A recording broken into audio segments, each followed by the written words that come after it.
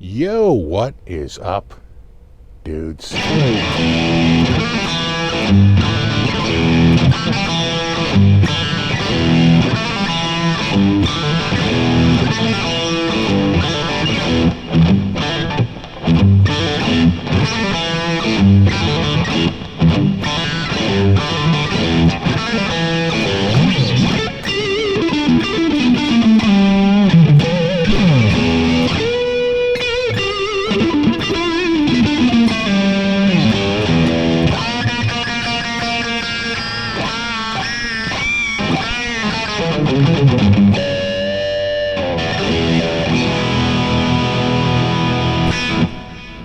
What is up, dudes?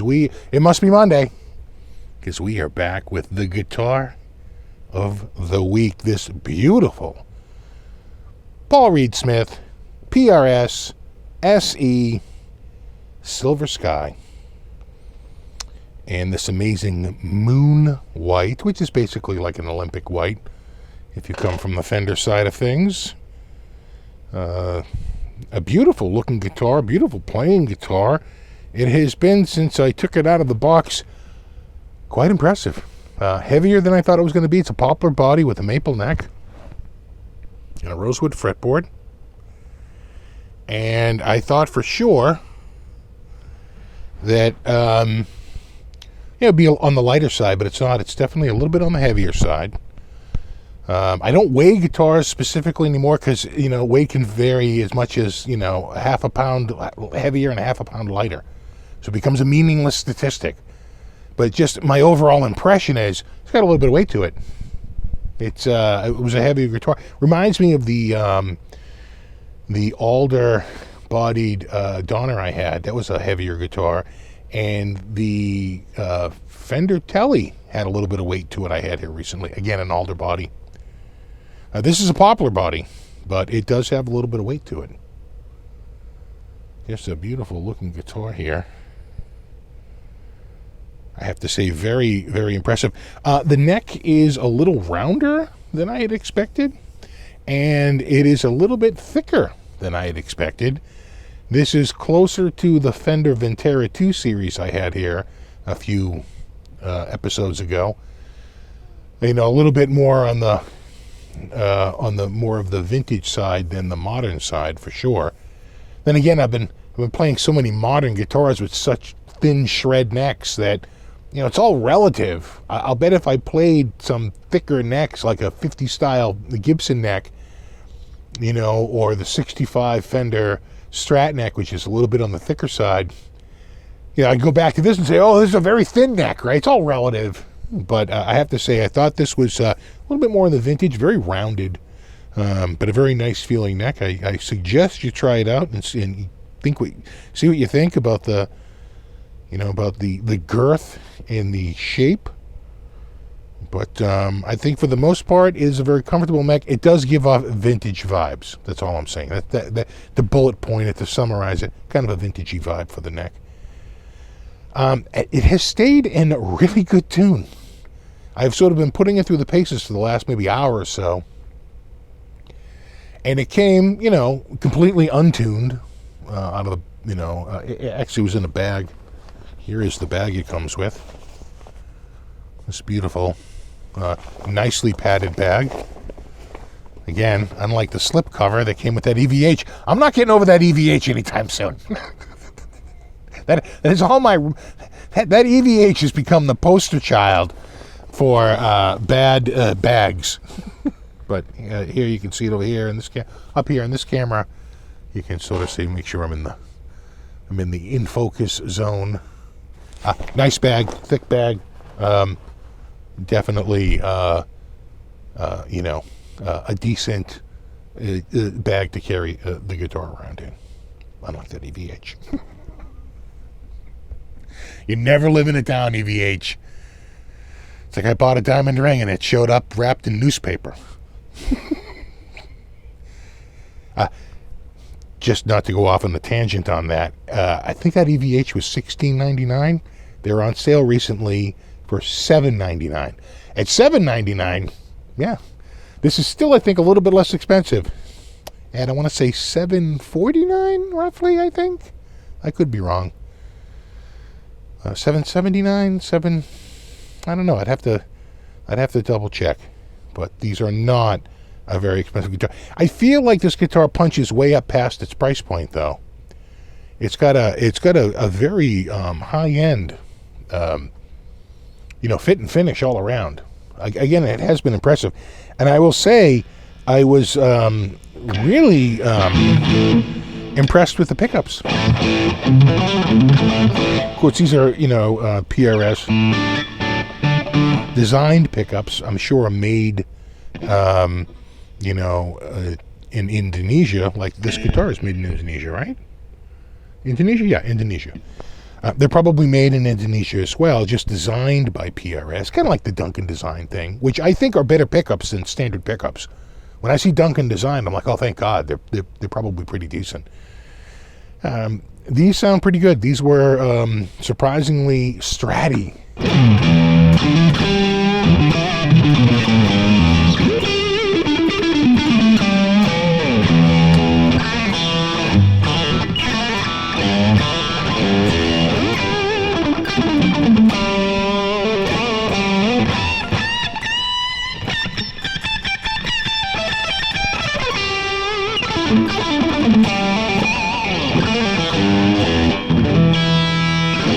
If anything, I would maybe raise this action a little bit.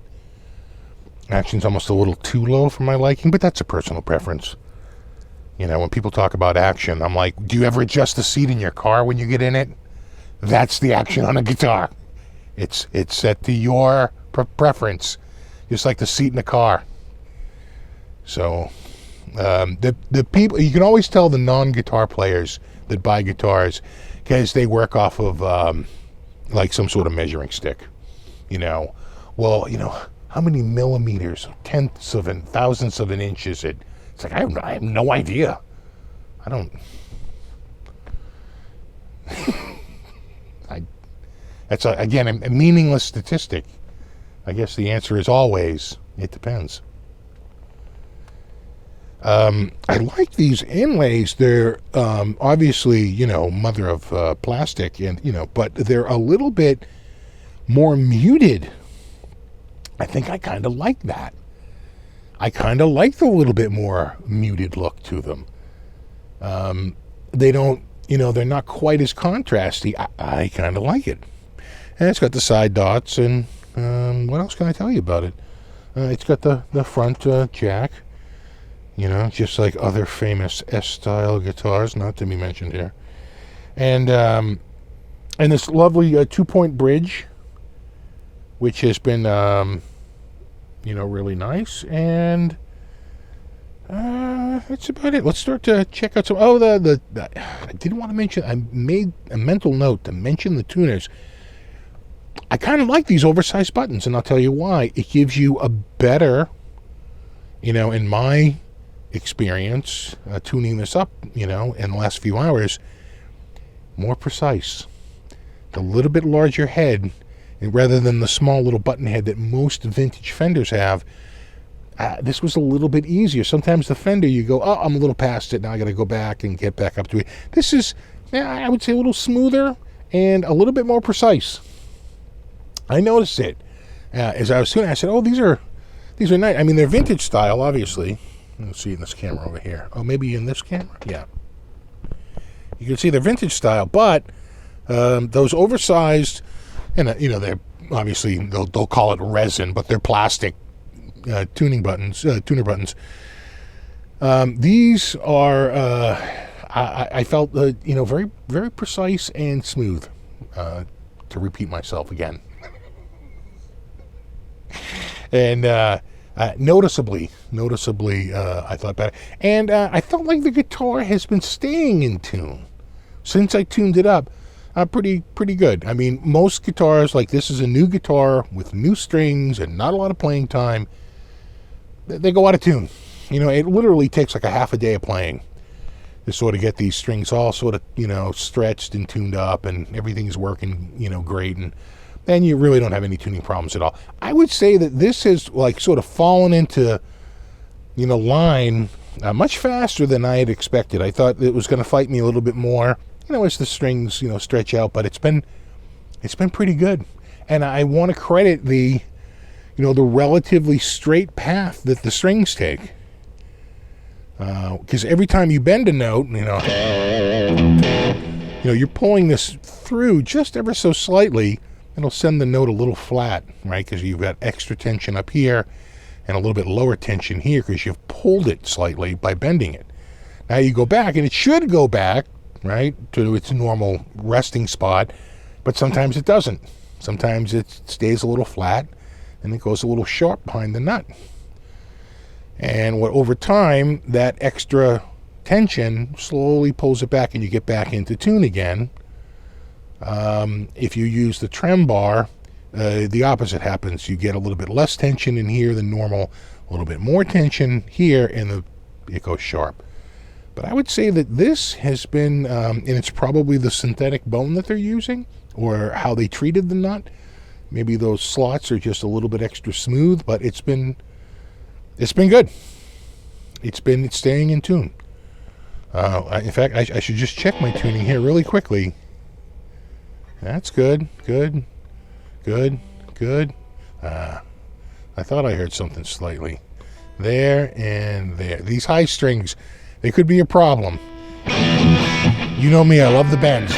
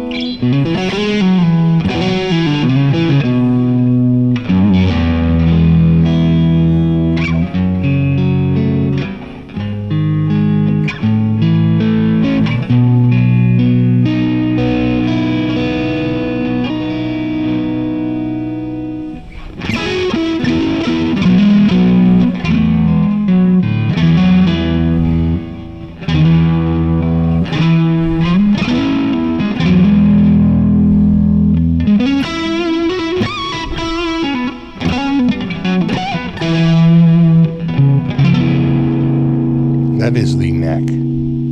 Let's do position, I guess that's 4, right? I think of 1 as back in the, so that's 1 and that's 5. So this is position 4. You can hear that.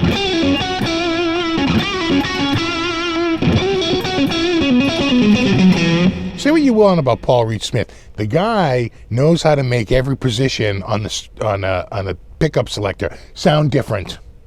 Right? There's, it really...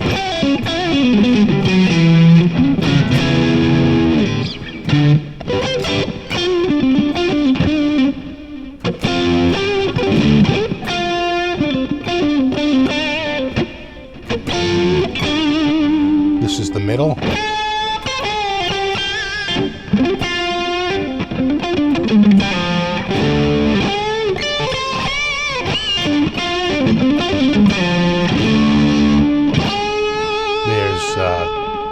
Position 2, the bridge in the middle.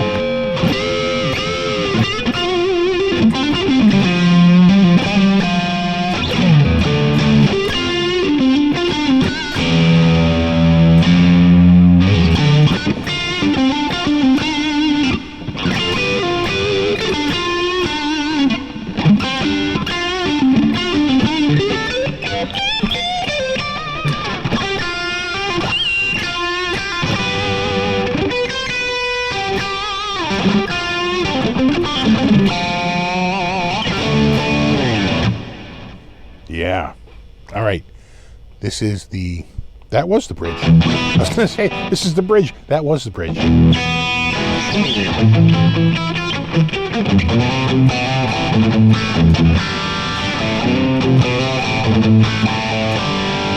right. Let's switch this up. People like to hear it clean.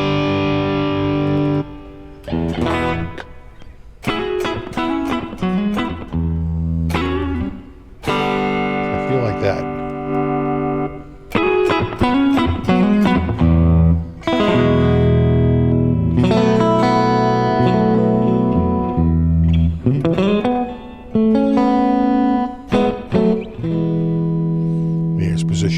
Here's the middle.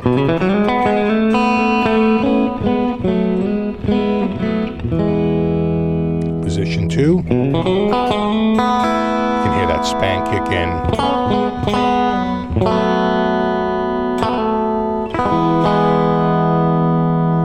Yeah. And then, of course, 1.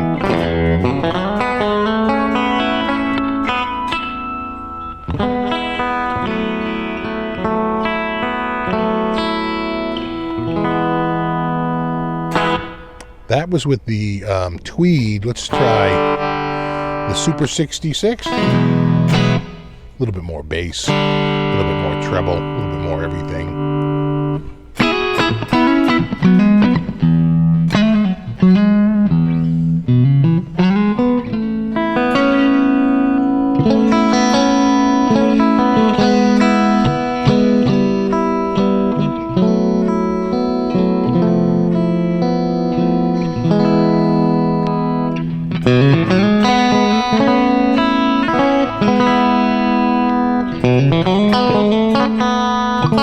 It's like your real, sort of like a funk or country spank.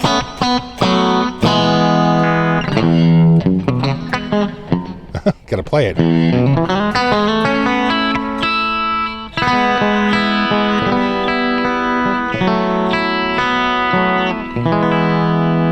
Oh yeah.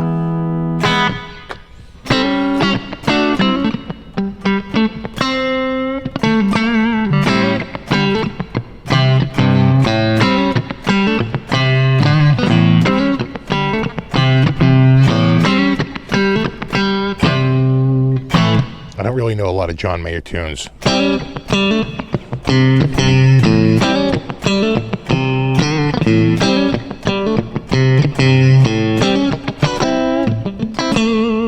Just hear that.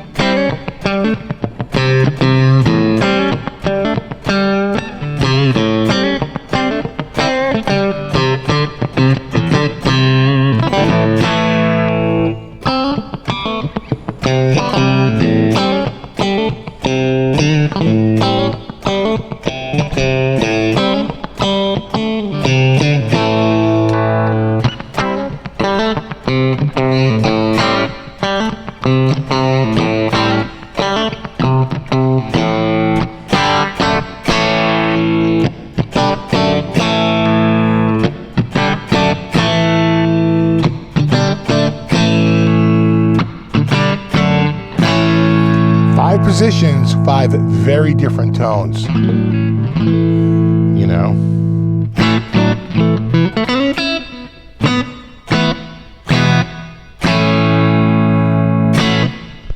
Yeah. No, I tell you, this is, guitar's been impressive.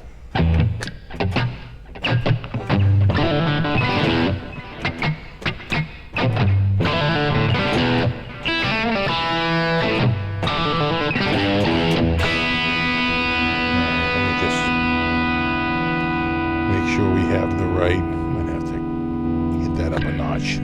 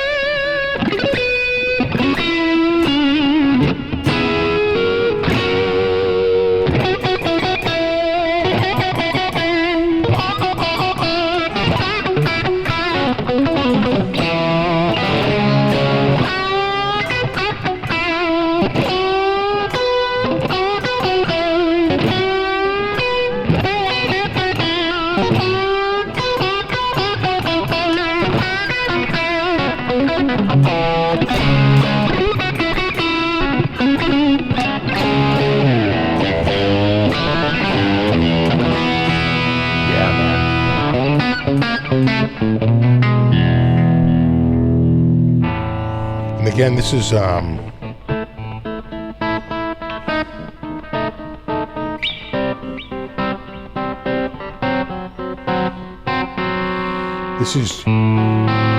wide open. Just picking it a little softer. Pickups are very dynamic.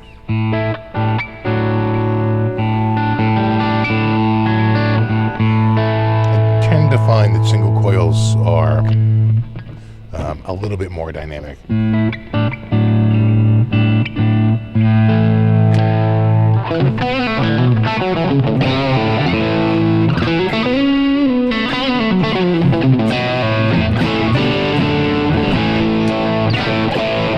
Yeah, I tell you, these sound really great. Let's go to our dual heavy rig. We can do dual heavy rig on a Strat, right? No? All right, how about a Silver Sky?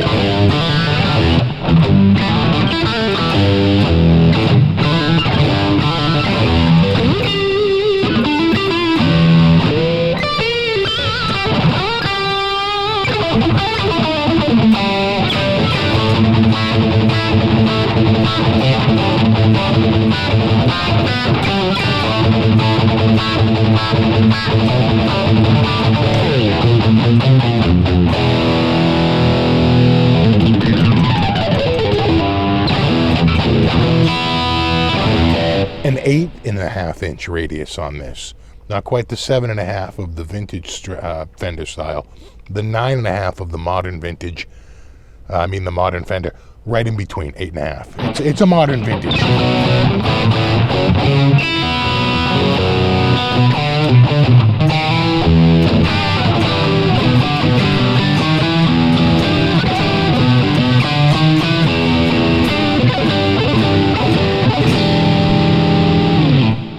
All right, let's go back from whence we came. Oh, you know what? I just recently added this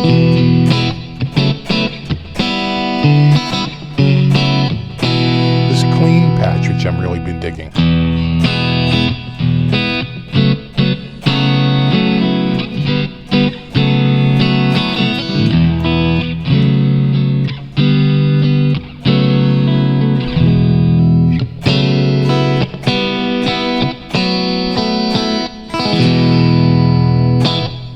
Now we'll go back from whence we came.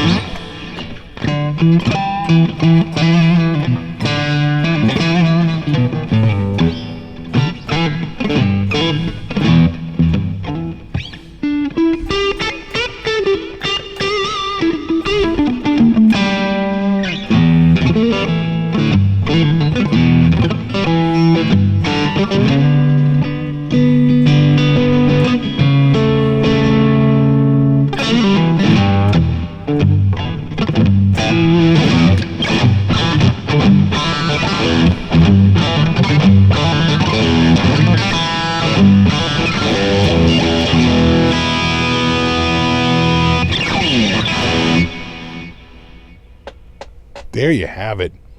The PRS SE, which can only mean special edition.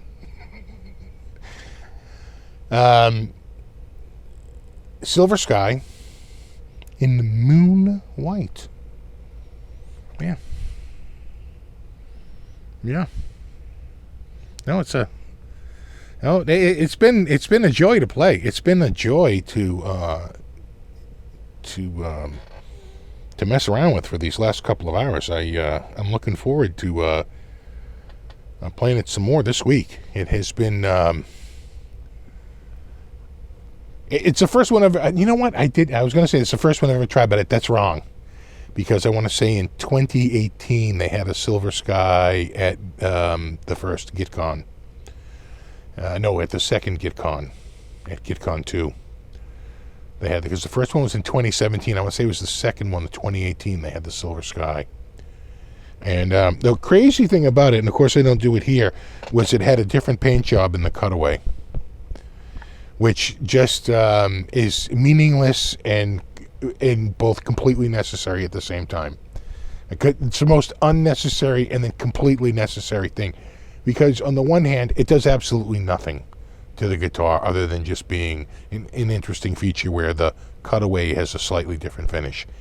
But what it really is a flex by PRS to say, We can do this if we choose, and we choose to in this instance, but it's actually a little bit of, not a little, it's a lot of work to put a different finish in one small part of a guitar without ruining it, without ruining the rest of the finish. So my hat's off to them for being so bold as to taking on such a ridiculous proposition and owning it and saying, yeah, I did it, I'll do it again.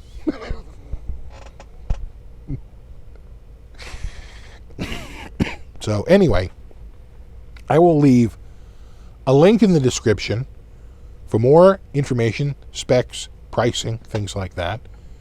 And there you have it. The PRS SE Silver Sky.